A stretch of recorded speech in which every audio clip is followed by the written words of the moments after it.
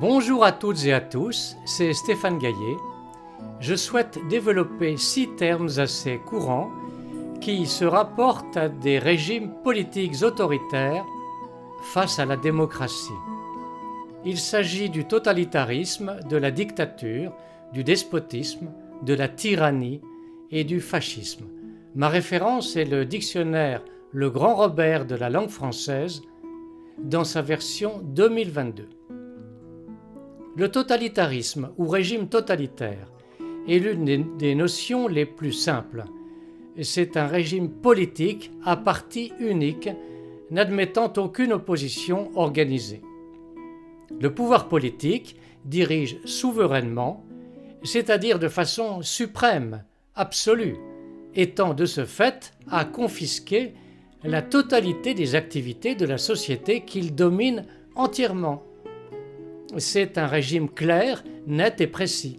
Dans le totalitarisme, les 2 notions clés sont le parti politique unique, sans possibilité réelle d'opposition, et le contrôle absolu de toutes les activités. C'est typiquement le cas de la Chine, mais il y en a bien d'autres. Le Parti communiste chinois ne s'en cache pas et n'est pas offensé par ce terme. C'est le mode de fonctionnement de ce grand pays. La doctrine chinoise considère que le totalitarisme est un régime plus efficace et plus sûr que la démocratie. Dans le totalitarisme, on suppose que le parti unique au pouvoir veut le bien de son pays et de son peuple. Mais il peut naturellement se tromper, faire des erreurs, parfois de graves erreurs. On pense notamment à Mao Zedong. La démocratie est un peu l'opposé du totalitarisme. Selon cette doctrine, la souveraineté appartient à l'ensemble des citoyens, donc au peuple. La forme habituelle de la démocratie est la république parlementaire. C'est une organisation politique dans laquelle les citoyens exercent cette souveraineté en pouvant se manifester et même manifester à tout moment et pas uniquement lors des élections. Le pouvoir est partagé entre plusieurs personnes et instances qui tirent leur légitimité des urnes. Il existe un pouvoir et des contre-pouvoirs. C'est un régime qui se revendique comme équilibré et juste. Les termes clés de la République parlementaire sont le partage du pouvoir, l'existence de contre-pouvoirs, la souveraineté du peuple et les élections démocratiques et régulières. Cependant, dans une république présidentielle, il n'est pas rare de constater une dérive sous la forme d'une appropriation de tous les pouvoirs par le président, que l'on peut alors qualifier de monarque républicain hyper-présidentiel, à l'extrême de président dictatorial. La dictature est en effet un peu l'opposé de la république parlementaire. Elle est caractérisée par une concentration de tous les pouvoirs entre les mains d'un individu, d'une assemblée ou encore d'un parti politique. L'expression clé est la concentration des pouvoirs.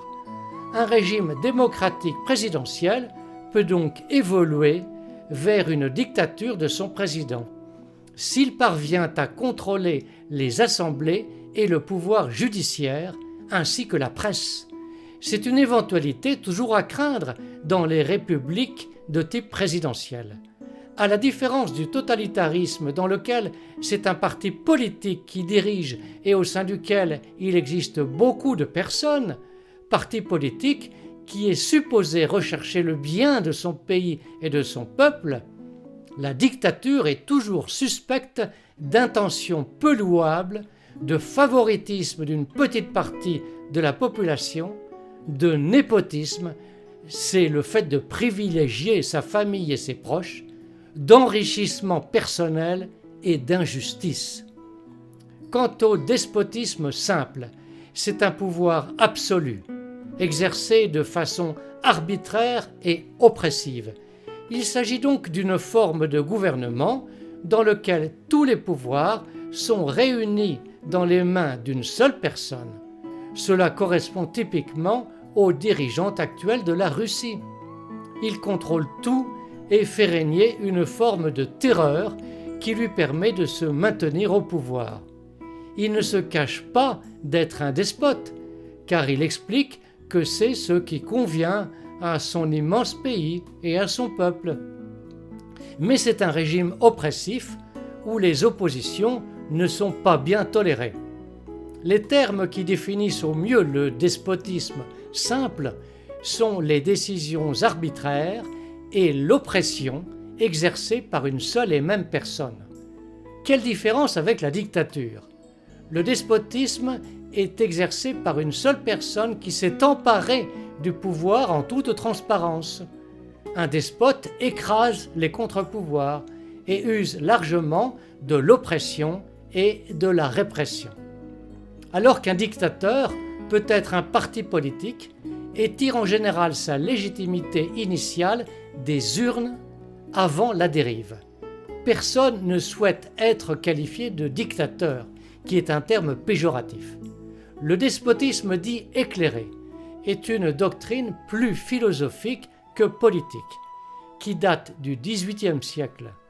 Le souverain est alors censé gouverner selon les lumières de la raison pour une bonne efficacité autoritaire, mais aussi juste que possible. La tyrannie est le régime le plus violent. Elle procède déjà d'une usurpation du pouvoir par un homme qui se l'approprie par la force. Un tyran exerce lui aussi un pouvoir absolu, arbitraire, oppressif, répressif, mais particulièrement injuste et cruel. C'est un régime de terreur. Ce dirigeant est animé par une soif inextinguible de domination et souvent de possession, sans aucune considération pour le peuple. Les termes clés qui caractérisent la tyrannie sont l'injustice, la violence et la cruauté. Les tyrans n'ont bien sûr pas disparu, et on en trouve encore à la tête de certains États africains ou sur d'autres continents. Enfin, le fascisme est le régime le plus complexe à définir. Ce système politique a été établi en Italie en 1922 par Benito Mussolini et ses partisans. C'est une doctrine qui conjugue premièrement un régime autoritaire dérivé du socialisme que l'on qualifie parfois de totalitarisme d'État, deuxièmement un nationalisme, c'est-à-dire une exaltation du sentiment d'appartenance à une nation singulière et forte, troisièmement le respect des structures économiques capitalistes dès l'instant où elles sont efficaces. Le fascisme a un côté répressif indiscutable. On peut dire que c'est un régime hybride et opportuniste qui a cru pouvoir triompher en s'alliant au régime nazi. Les termes clés du fascisme sont le corporatisme élevé au rang de totalitarisme d'État, le nationalisme et le pragmatisme économique. On le voit, ces différents régimes autoritaires ne sont pas assimilables et il convient de les distinguer. Le terme dictature ne résume donc pas tous les régimes autoritaires. Sans faire de politique, il paraît peu souhaitable de voter pour un dictateur, à moins d'en profiter personnellement, et encore. Mais bien souvent, le dictateur ne se révèle qu'après avoir été élu, en profitant de certaines circonstances. Merci de votre attention et à bientôt.